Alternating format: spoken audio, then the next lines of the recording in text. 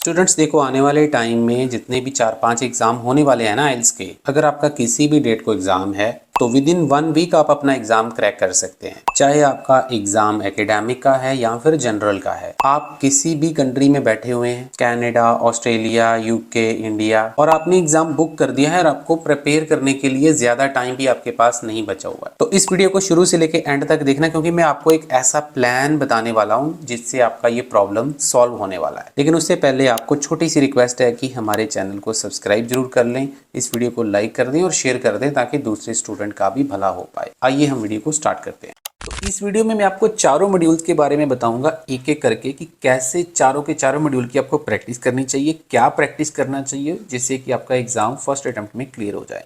तो शुरुआत करते हैं सबसे पहले रीडिंग मॉड्यूल्स। स्टूडेंट्स देखिए, जो एग्जामिनर्स होते हैं रीडिंग के, वो आपको दो प्रकार की रीडिंग के फॉर्मेट फॉलो करते हैं। एक स्टैंडर्ड फॉर्मेट होता है और एक थोड़ा सा अनयूजुअल फॉर्मेट होता है। तो सबसे पहले हम स्टैंडर्ड फॉर्मेट को जान लेते हैं कि स्टैंडर्ड फॉर्मेट क्या होता है। स्टैंडर्ड फॉर्मेट में एक नॉर्मल आपका फॉर्मेट होता है जिसमें फर्स्ट पैसेज इजी होता है, दो टाइप के आपको क्वेश्चंस आते हैं।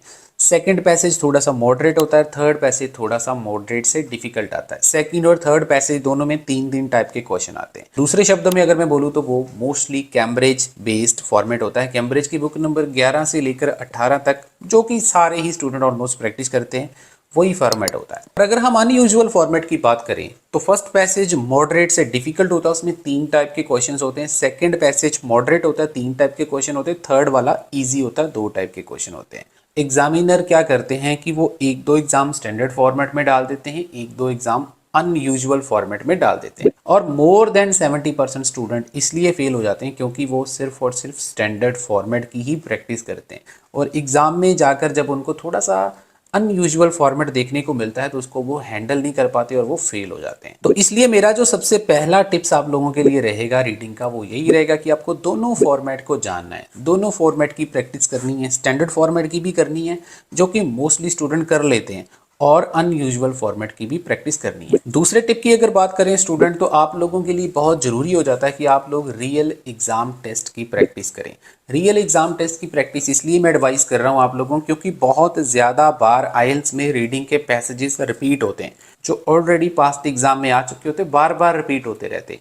तो इसलिए आप लोगों को कोशिश करनी चाहिए कि आप उसी को ही प्रैक्टिस करें जितने भी दिन आपके पास 6-7 दिन बचे होते हैं, ताकि आपको एक तो एग्जाम का अंदाजा लग जाता है कि एग्जाम किस प्रकार का आएगा, और दूसरा आप लोगों को पैसेज रिपीट होने के भी चांस रहते हैं। तो आप खुद सोचिए, अगर आपको एग्जाम में एक भी पैसेज रिपीट हो जाए तो आपका काम बहुत ज़्यादा आसान हो जाता है। इसलिए मैं आप लोगों को एडवाइस करूंगा स्टूडेंट कि आपको हर रोज दिन में 2 रीडिंग्स करनी है। एक आप मॉर्निंग में कर सकते हो, लेकिन आप लोगों को पूरा स्टॉप वॉच लगाकर प्रॉपर, जैसे एग्जाम में टाइम चलता है, रिवर्स वॉच चलती है, आपको पता है, तो एंटी क्लॉक वॉच चलती है, उसको लेकर आपने प्रैक्टिस करनी है। आंसर भी बीच में ही ट्रांसफर करके अपना टाइम काउंट करना है और देखना है कि आपका कितने टाइम में रीडिंग कंप्लीट हो रहा है। आपके पास कोई चांस नहीं होता है क्योंकि आपको ना एग्जाम वाला माहौल चाहिए होता है।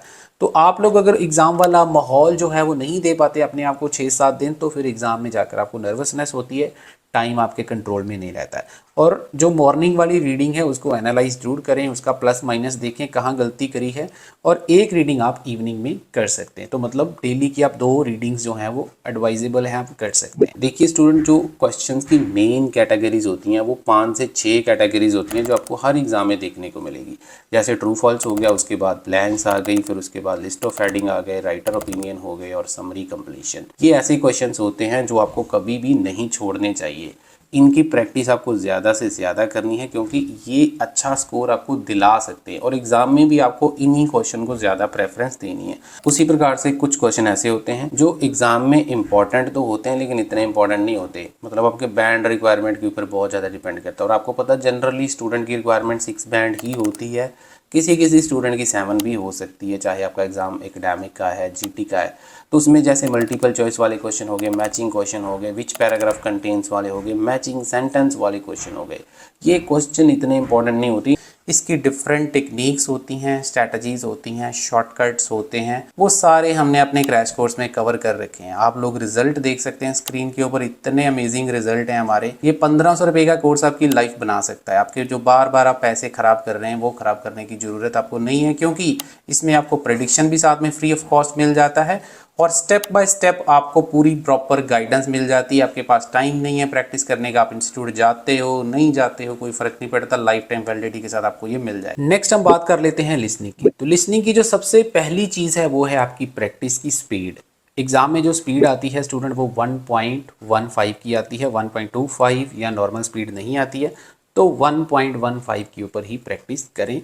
और दूसरी चीज़, आप लोगों को जितने भी स्पेलिंग्स आपके गलत हो रहे हैं प्रैक्टिस के दौरान वो नोट डाउन करते रहें अपनी नोटबुक के ऊपर, क्योंकि आइल्स में जो लिसनिंग के स्पेलिंग्स होते हैं बार बार रिपीट होते हैं। तीसरी चीज़ अगर मैं बताना चाहूँ तो आप लोगों को रियल एग्जाम टेस्ट ही प्रैक्टिस करनी चाहिए। कैम्ब्रिज अगर आपने कर ली है, मोस्ट ऑफ द टाइम्स हमने की होती है ऑलरेडी, तो कुछ नया आपको करना चाहिए। तो ये सारे जो प्रैक्टिस टेस्ट है जो मैंने आपको बताए, रीडिंग के हो, लिसनिंग के हो, राइटिंग के हो, जो एग्जाम में बार बार रिपीट भी होते हैं जिसका आपको प्रैक्टिस करना चाहिए, वो आपको 499 में सारा मटेरियल मिल जाता है। अगर आपको चाहिए तो आपको नंबर दिख रहा है स्क्रीन के ऊपर, आप हमारे साथ कांटेक्ट कर सकते हैं, आपको सारा हम प्रोवाइड कर देंगे। बाकी अगर आप क्रैश कोर्स लेते हैं तो उसके साथ में आपको ये सारा मटेरियल फ्री ऑफ कॉस्ट मिल जाता है, और चांसेस भी रहते हैं कि लिसनिंग बार बार रिपीट भी होती है। राइटिंग की अगर हम बात करें तो सबसे पहले कोशिश करिए जो आपके पास 6 या 7 दिन बचे हुए हैं उसमें सारे टास्क 1 जितने भी हैं उसको कवर अप कर लें।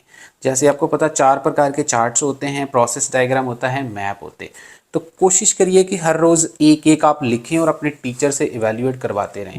उसी प्रकार से टास्क 2 जो है उसमें डिफरेंट जो फॉर्मेट्स होते हैं ऐसे के, अगर मैं बात करूं एग्री डिसएग्री का थोड़ा अलग फॉर्मेट होता है, डिस्कस बोथ पॉइंट का अलग होता है, रीजन सोल्यूशन का अलग होता है, तो सारे फॉर्मेट्स को दिमाग में फिट करने की कोशिश करिए, क्योंकि एग्जाम में इतना टाइम नहीं होता है आपके पास कि आपको सोचना पड़ेगा। तो वहाँ पर आपके दिमाग में पहले से ही चीज़ क्लियर होनी चाहिए, आपने क्या लिखना है क्या नहीं लिखना है, कौन सी चीज़ कहाँ लिखनी है। और ये सारी चीज़ें हमने अपने क्रैश कोर्स में डिटेल में कवर कर रखी है। हमने एक टेम्पलेट को यूज़ किया हुआ है, उसको सभी ऐसे में कैसे यूज़ करना है सब सिखाया हुआ है, कॉपी पेस्ट मेथड आपको सिखाया जाता है।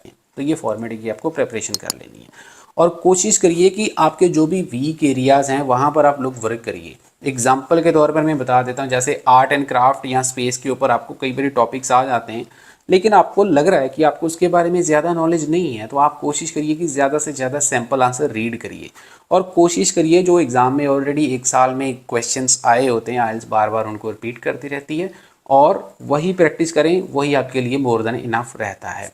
और अपनी राइटिंग को डेली अपने टीचर से ज़रूर चेक करवाएं, इवैल्यूएट करवाएं कि आपकी परफॉर्मेंस क्या है, कहाँ मिस्टेक्स हैं, ताकि आप लोग जो छोटी मोटी गलतियां हैं उसके ऊपर काम कर सकें। फ्रेंड्स, अगर आप लोगों को वीडियो से कुछ सीखने को मिल रहा है, अच्छी लग रही है, तो लाइक कर देना और चैनल को जरूर सब्सक्राइब कर लेना। बात कर लेते हैं जी स्पीकिंग मॉड्यूल की। जितने भी ट्रेंडिंग क्यू कार्ड्स चलते हैं हर वीकली या हर 10 दिन बाद चेंज होते रहते हैं, तो उसके ऊपर अपनी नज़र बनाए रखें, चैनल को सब्सक्राइब कर लें। पार्ट 1 के क्वेश्चन जितने भी ट्रेंड में चल रहे हैं उसके ऊपर फोकस करें, और पार्ट 3 के ऊपर मैं स्पेशली बोलना चाहूँगा, इस टाइम पे पार्ट 3 के ऊपर बहुत ज़्यादा क्रॉस क्वेश्चनिंग की जा रही है, तो आपको इसके ऊपर ज़्यादा ध्यान देना है। अगर आप नहीं करेंगे तो आप लोगों को प्रॉब्लम हो सकता है। ऑनलाइन क्लासेस के लिए, क्रैश कोर्स के लिए या फिर प्रेडिक्शन मटेरियल के लिए आपको नंबर दिख रहा है स्क्रीन के ऊपर, आप हमारे साथ कांटेक्ट कर सकते हैं। आप हमारी वेबसाइट www.satnamzariles.com पर जाकर भी मटेरियल और क्रैश कोर्स ले सकते हैं। वीडियो को लाइक देके चैनल को सब्सक्राइब कर लेना और इसी प्रकार से हमें सपोर्ट करते रहना। Thank you very much.